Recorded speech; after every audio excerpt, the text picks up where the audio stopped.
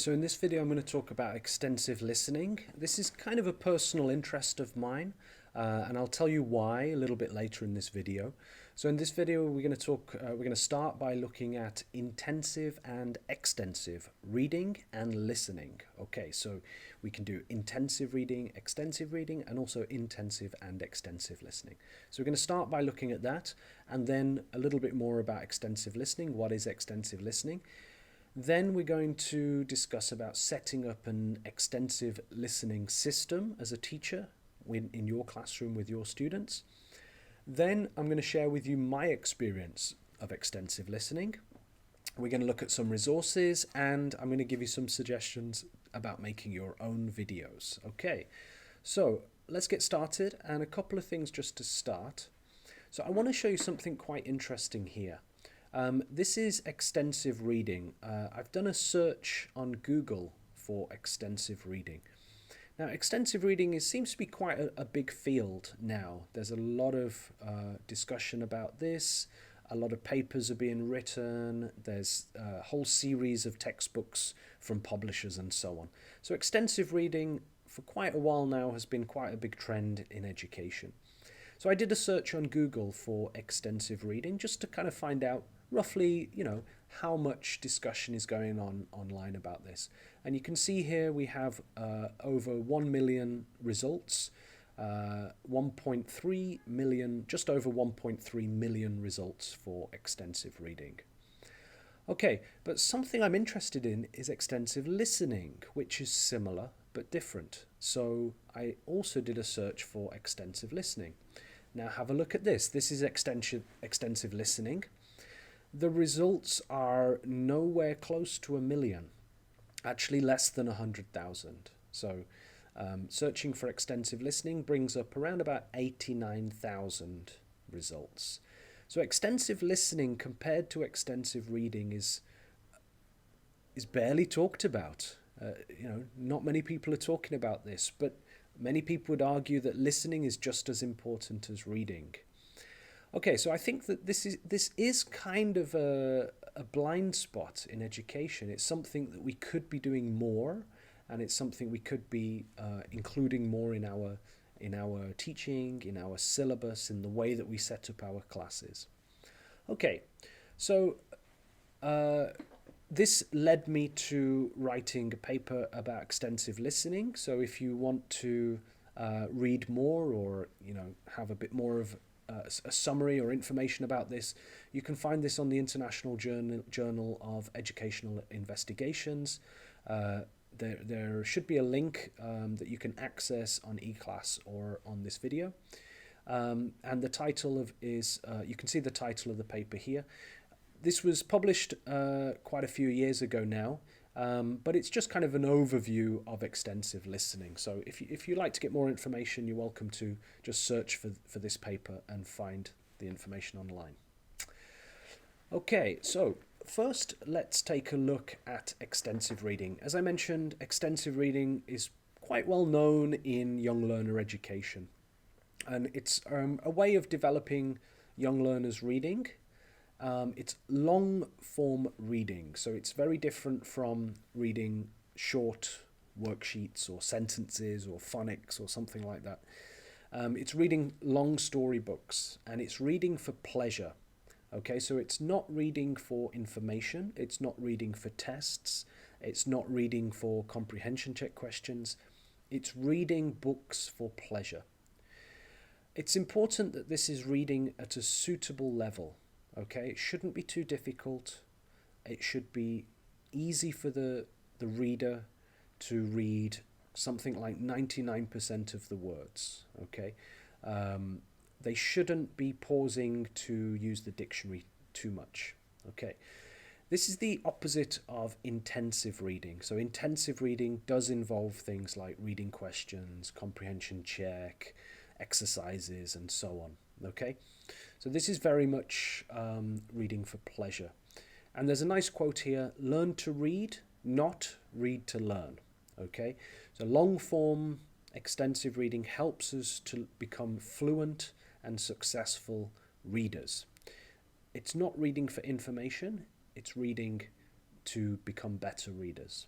Okay, so that's about extensive reading. Now, extensive listening is very similar to extensive reading. The concept is the same, okay? Not everything, but the general concept is the same. Okay, so here are a few more examples before we look at extensive listening. So you can see here on the left, intensive reading. You can see a worksheet with a couple of paragraphs. There's a vocabulary exercise, some true or false questions, and so on. Okay, so this is usually what happens in the classroom when you're teaching reading. You can imagine maybe this is a page of a textbook. On the right side, you can see a child in their free time reading a book for pleasure. They're enjoying what they're doing. They like the characters. Maybe it's their favorite story or their favorite author. So this is extensive reading, the picture on the right. Okay. Now, extensive listening is similar. So on the left here, you've got intensive listening, which involves comprehension check questions and so on. Again, this is what happens in the classroom. On the right here, you've got extensive listening. These two young children are using a tablet or something, and they're listening to songs or their favorite gamer channel or something like this. My son really likes computer game channels these days.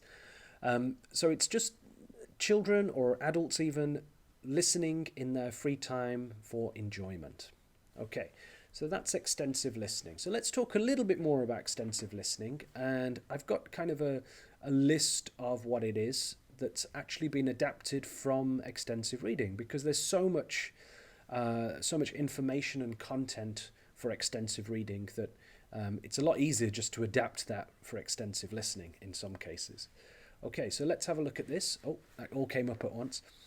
Okay, so students listen to lots of material outside the classroom. Students listen to a variety of materials in terms of topic and genre. The material students listen to is within their level of comprehension. Students choose what they want to listen to. Listening is its own reward. Students listen for pleasure, information, and general understanding. Listening is individual. Students listen on their own. And teachers guide and keep track of students' progress. Okay. So, as I said, this is adapted from a list about extensive reading. So you can see that it's very similar, and it's basically, in terms of education, this would be teachers encouraging students and providing access to materials or resources for listening, and perhaps kind of setting up a system where students can log or keep track of the things that they're listening to or videos that they're watching, and so on. Okay, so let's talk more about setting up an extensive listening system. Here's an example of a weekly plan for parents. It's just a very basic plan. So for young learners, within 1 month, you might have a different song each week.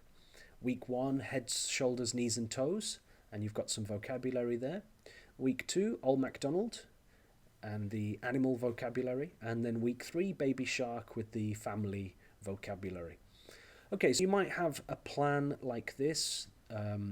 Maybe you also include the links to the videos, or maybe the links are shared through a messaging service like KakaoTalk. And the idea is that you get the parents involved with each week listening to the different video, practicing the song or practicing dance moves or whatever, and giving parents a chance to help their students with their listening outside of the classroom. And of course, what you do inside the classroom could also link with these videos that you're giving for video homework. So you might be doing activities each week based on these sets of vocabulary or the expressions and so on. Okay, so that's a little bit about how to set up an extensive listening system. You might use a website or messaging or even just letters home to the parents. Okay, and you might have something like this, which is a homework contract. Okay, now if the parents are generally not English speakers, then of course you would have this translated into another language. And so you send this contract home that just kind of gives parents guidance about when they should be listening, how often they should be listening, what they need to do when they're listening. Perhaps you send a set of flashcard pictures home, or perhaps you you have like some actions that go with the song that parents can practice with their kids at home. Okay, so you might have some kind of agreement that helps the parents to understand the system that you've set up for extensive listening. Okay, so I want to share with you actually my experience of extensive listening, and this is something that really happened to me a few years ago with my son. My son was around about 3 years old, I think. He was around about 3 years old, and he used to go to a kindergarten, and they had an English class once or twice a week, and they had these little packs of materials with like phonics books and song books and things like that. So at the end of the month, he would bring home everything that he'd finished. And one day I was sitting there and I started looking through his materials, and I noticed that his materials had these QR codes on them. Now, this is a QR code, the black and white kind of square symbol you can see in the middle here.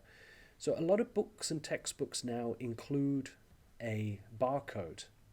And I was just sitting there and I thought, oh, okay, let me scan this barcode and see what happens. So I took out my phone and I scanned the QR code, and it opened a window with a video. So I played the video and the song started from the phonics textbook.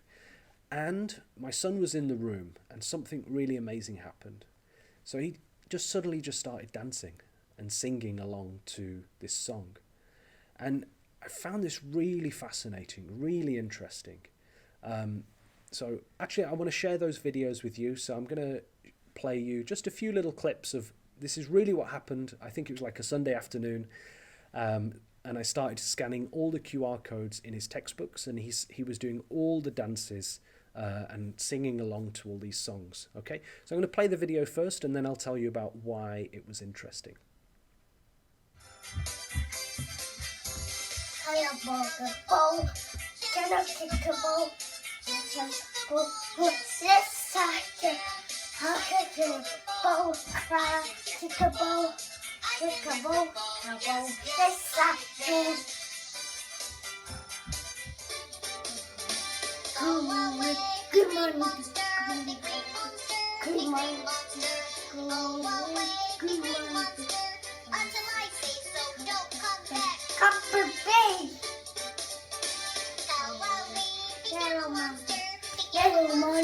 Little monster, go away, little monster.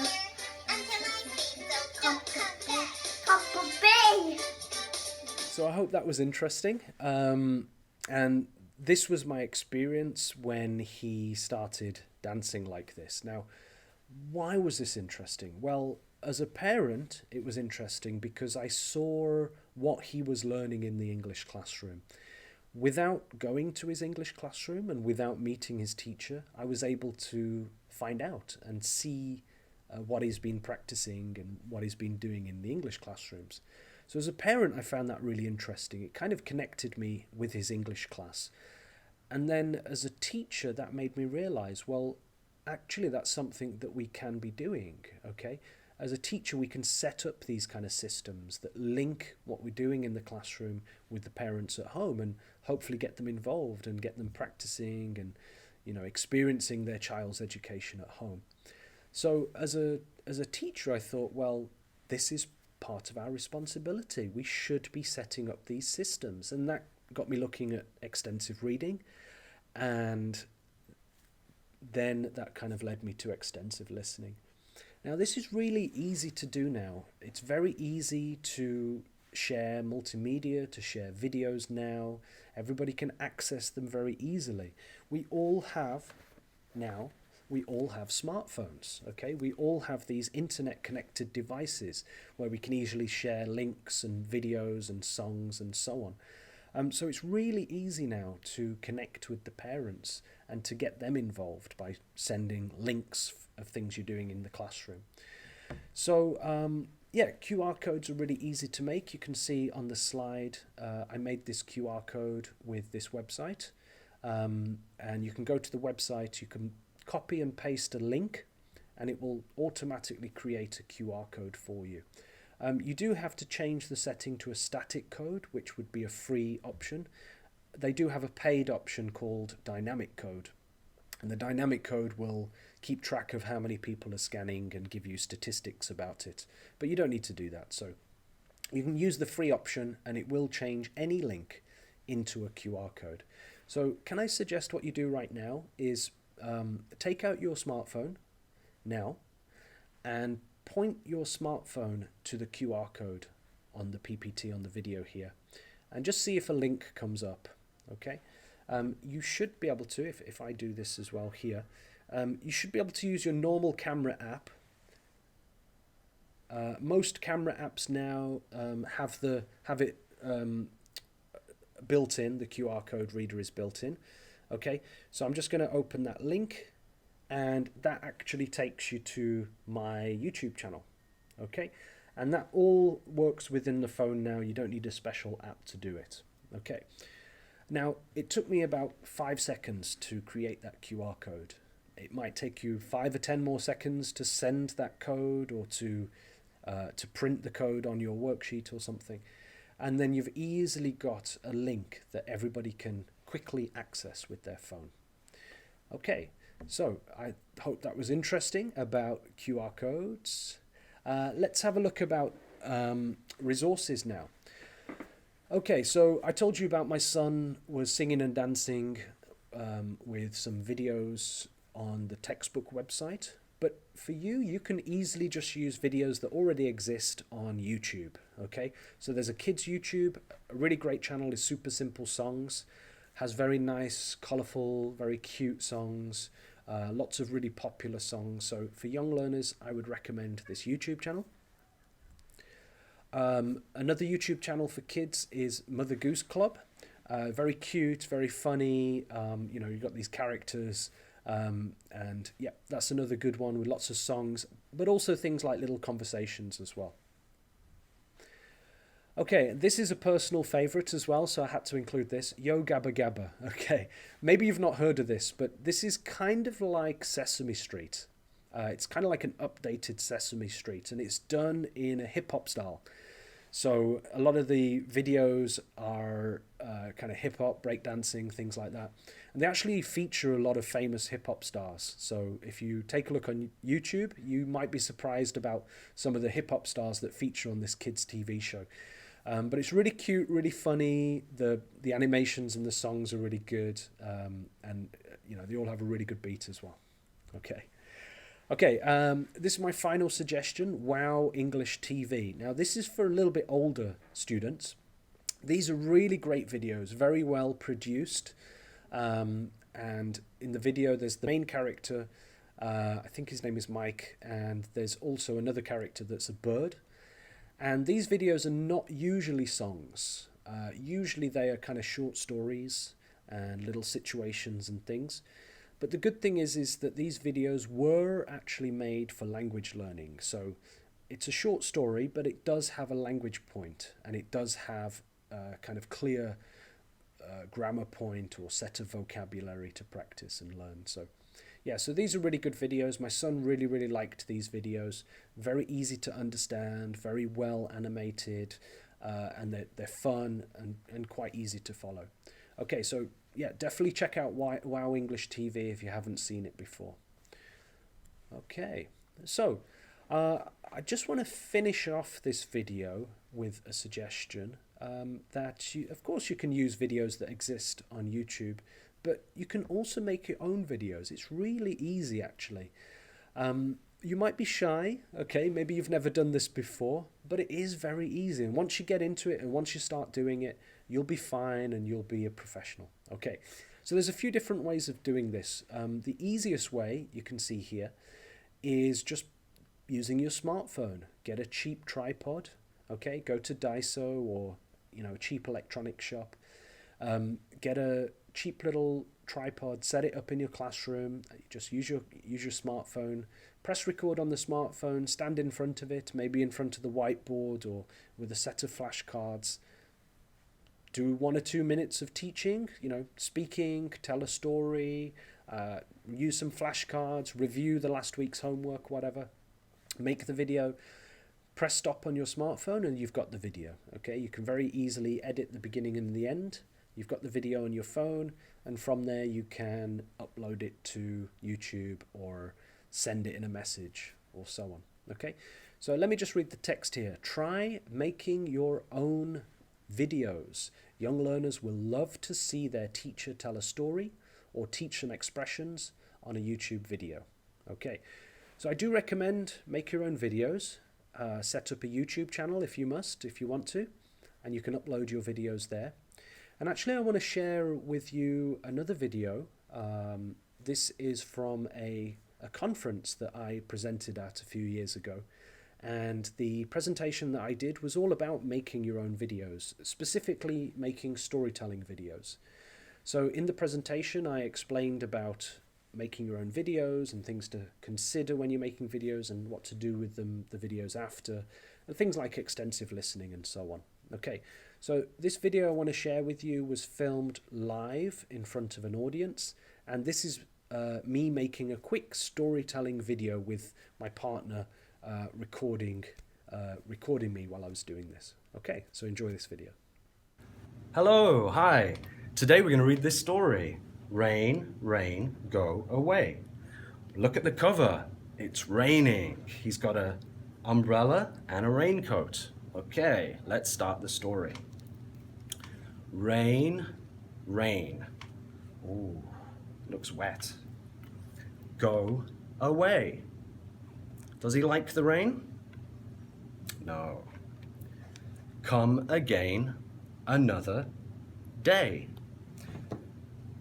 Do they look happy in the rain? No, they want it to go away. The little children want to play. So rain, rain, please go away. Hooray! The rain has gone away. There's a rainbow. Very good. So, what's your favorite weather? Tell me in class tomorrow. Okay, bye-bye. Okay, so that was a short video that I made of storytelling, and that's an example video that you could then use for sending to the learners.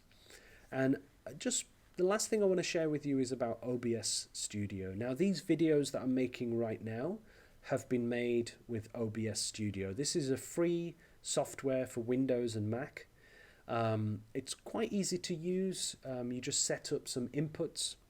So the way that I'm doing this is I've got my webcam, which is recording me. I've got a microphone just so the audio quality is a little bit better. And I'm actually recording my computer screen in front of me. And the computer screen is showing my presentation file that I usually use in the classroom. So using this software, it's screen capture software, and it also records the webcam, and this is how I make these videos. So if you get interested in this, if you're really interested in making videos, if you want to try maybe flipped classroom or blended learning, or if you are doing kind of online course or online teaching, then you could use OBS Studio. It's free, it's fairly easy to use, and you can make videos like this. Okay, so that was a video about extensive listening. I hope that you consider using and thinking about extensive listening in your teaching, and think about the resources and the tools that you might need for this as well. Okay, thank you very much.